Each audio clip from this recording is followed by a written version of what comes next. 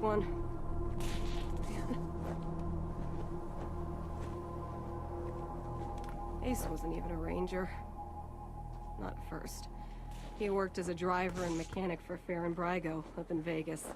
When Base Cochise started sending its death machines into the desert, Brygo sent Ace south to recruit robot fighters.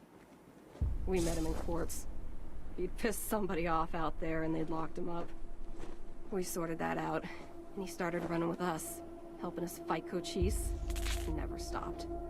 Vargas eventually gave him the uniform and the hat, but I don't think he ever formally signed on. He was just always there. And now he's... God damn it, Ace. I knew this one was trouble, I knew it. Man, not sure I can recall. Haven't been out that way in ages. Don't even know if it's still on the map. Ask Thrasher, he'd know. You better call him Gilbert now. Funny, back in the day he just seemed like this big old growly bear. Strong as an ox and just about as articulate. But then he got all torn up during our fight with the robots from Base Cochise. And he couldn't go out on patrol no more. Any other commander would have handed him his walking papers. But Vargas doesn't dump old friends. So he started him working in the museum. And once you know it, turns out the old bear has a knack for cartography. He's been gradually mapping our little corner of the Wasteland ever since. Who'd have thunk it?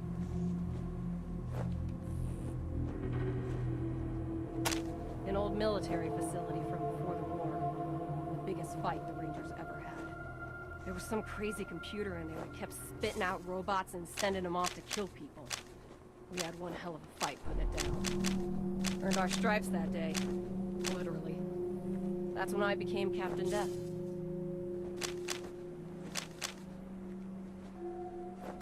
He's another one gone. Went out for a patrol a few weeks back and never came home. Don't know if he's dead or AWOL or gone off to join the Scorpions. All anybody knows is he hasn't called in, and we haven't heard from anybody who's seen him. I miss old Hellraiser like blazes. Didn't talk much. Didn't make friends easy. Wasn't big on social graces. But he was as loyal as they come. And when the shit started flying, he was the guy you wanted at your back. He didn't win that name by accident. Sharp as a razor. Scary as hell. You weren't briefed on those fucks during your training? Well, let me fill you in. You know when we left the prison and moved here to the Citadel? Well, the Scorpions were the jerks who moved into the prison when we moved out. Just a bunch of Rangers back then, but they've been getting more organized. Call themselves a militia now, and they try to act like they're the Desert Rangers of Eastern Arizona. That's a load of horse shit. Protection racket ain't the same as protecting people. They shake down all their towns for money, and if the locals don't kick in, they smash them up. The Rangers aren't like that. We get by on donations and good old-fashioned scavenging. Basically everything between the prison and the radiation clouds to the east. There are a few small towns and farms out there, which the Scorpions claim is their territory. Rangers used to patrol that area before we moved here, and we knew it pretty well. But a lot can change in 15 years. Who knows?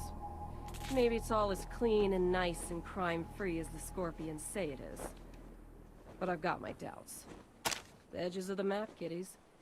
Big hot areas we can't get into without getting cooked to a crisp. The clouds move around some with the wind and the weather, but there are permanent hot spots on every side of us. North, south, east, and west. Until we started hearing those weird broadcasts, I kind of thought those clouds went on forever. And that Arizona was the last place on Earth. But maybe there's more people out there. Maybe the whole rest of the world's just fine, and we're the only ones in hell. Wouldn't that be a joke?